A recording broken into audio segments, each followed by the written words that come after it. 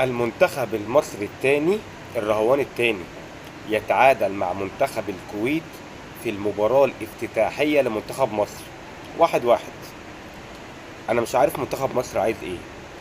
مسيطر، مهيمن، شوط أولاني كامل منتخب مصر عمل فيه كل حاجة إلا إنه يجيب جول واحد بس، لدرجة إن الاستحواذ وصل ل 73% من منتخب مصر.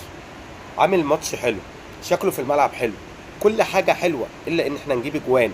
ودي الآفة اللي عندنا بتاعة اللعيبة المصرية في المنتخب التاني وفي المنتخب الأول وحتى في الأندية المصرية.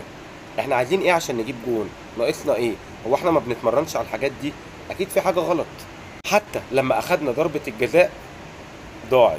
عمرو السولية، انا ما عنديش اي مشكله معاك، احنا كلنا بنحبك وانت عامل موسم رائع مع سيراميكا، لكن وما عنديش مشكله انك تضيع ضربه جزاء، عادي جدا انها تضيع وكل الناس بتضيع، لكن انت بصراحه حاططها وحش قوي، مش محطوطه حلو.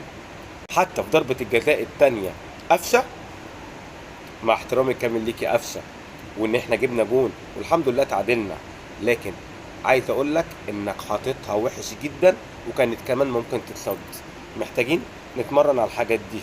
وعايز اقول لكم ان نقطه التحول الوحيده وان السبب الرئيسي بعد ربنا في البونت اللي جه لمنتخب مصر ده هو حارس منتخب مصر محمد بسام، اللي قدر ان يشيل كوره. اي نعم لاعب منتخب الكويت حاططها برعونه ومياصه شويه، لكن محمد بسام اسد عمل مجهود وعرف انه يشيلها.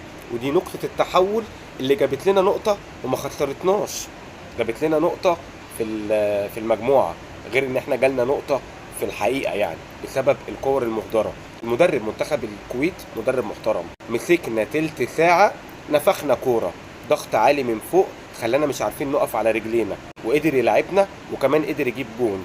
والجون بتاعهم اللي جابوه تمركز غير واضح لمنتخب مصر جوه ال 18، يعني اللعيب رقم 5 اللي طلع جاب الهدف طالع لوحده ووراه لعيب تاني طالع لوحده، يعني لو ده ما جابهاش ده هيجيبها.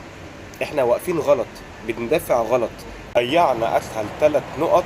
ودي من وجهة نظري اسهل 3 نقط في المجموعة دي ضاعوا، لان منتخب الكويت غير منتخب الامارات غير منتخب الاردن.